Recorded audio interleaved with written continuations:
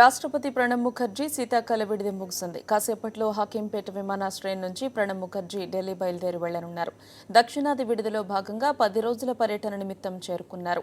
ఇక్కడ బొల్లారంలోని రాష్ట్రపతి నిలయంలో విడిది చేశారు. దక్షిణాది పర్యటనలో భాగంగా రాష్ట్రపతి కర్ణాటక, తెలంగాణ, ఏపీ రాష్ట్రాల్లో పర్యటించారు. ఆయన తిరిగి ప్రయాణం అవ్వబోతున్నారు. లైవ్లో చూద్దాం.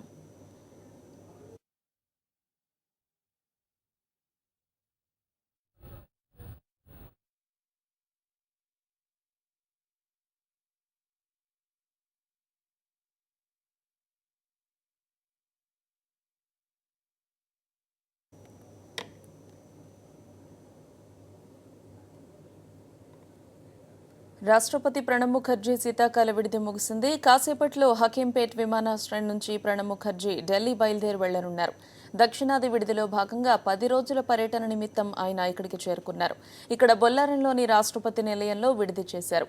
దక్షిణాది పర్యటనలో భాగంగా రాష్ట్రపతి కర్ణాటక, తెలంగాణ, ఏపీ రాష్ట్రాల్లో పర్యటించారు.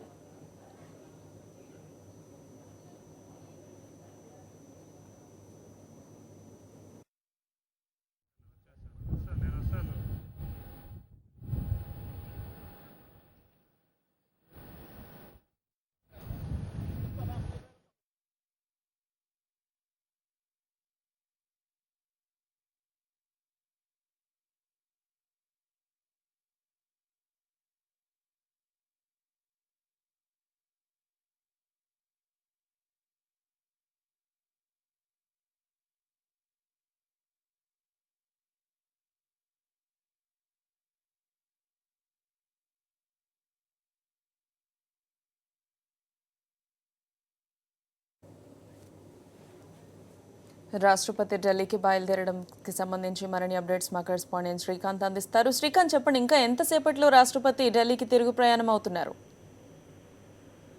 గౌతమి, మరి కాసేపట్లో రాష్ట్రపతి ప్రణబ్ ముఖర్జీ ఢిల్లీ బయలుదేరి వెళ్తున్నారు. శీతాకాల విడిదిలో భాగంగా 10 రోజుల పాటు ఆయన బొల్లారం రాష్ట్రపతి నిలయంలో బస చేశారు. ఈ పర్యటనాశాంతం 10 రోజులు చాలా ప్రశాంతంగా జరిగింది. ఒకే ఒకటి రాష్ట్రపతి పాల్గొనాల్సినటువంటి యాగం, సీఎం కేసీఆర్ నిర్వహించినటువంటి మహాచండీ యాగం చివరి రోజు పాల్గొనాల్సింది.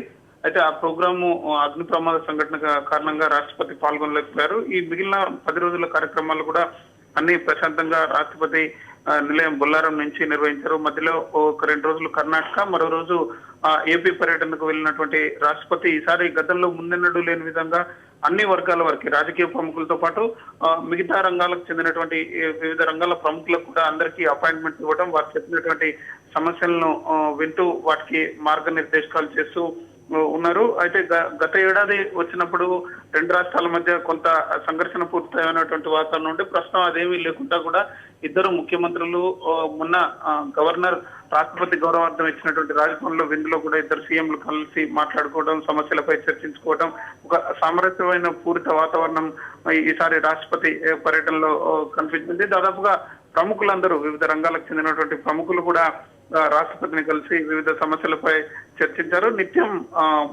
బొల్లారం అతిథి గృహం అతిథులతో కలకలలాడినటువంటి పరిస్థితి. రాష్ట్రపతి పర్యటన ముగిసినటువంటి నేపథ్యంలో జనవరి 3 నుంచి 10 వరకు బొల్లారం అతిథి గృహాన్ని, రాష్ట్రపతి నిలయాన్ని సాధారణ ప్రజల కోసం కూడా తెరిచి ఉంచాలని తెలంగాణ ప్రభుత్వం నిర్ణయించింది. దీనికి సంబంధించినటువంటి ఏర్పాట్లు కూడా చేస్తున్నారు. ప్రస్తుతం హకీంపేట ఎయిర్ బేస్ నుంచి రాష్ట్రపతి ప్రత్యేక విమానం సిద్ధమైంది. ఇప్పటికే సీఎం కేసీఆర్ తో పాటు పలువురు ప్రముఖులు కూడా రాష్ట్రపతికి వీడ్కోలు చెప్పేందుకు, మంత్రులు, వివిధ రంగాలకు చెందినటువంటి ప్రముఖులు కూడా ఇప్పటికే హకీంపేట చేరుకున్నారు. మరి కాసేపట్లో రాష్ట్రపతి ఢిల్లీ బయలుదేరి వెళ్లబోతున్నారు. గౌతమి, ప్రముఖులు ఎవరెవరు వచ్చారు? ఇరు రాష్ట్రాల సీఎంలు ప్రస్తుతం అక్కడ ఉన్నారా?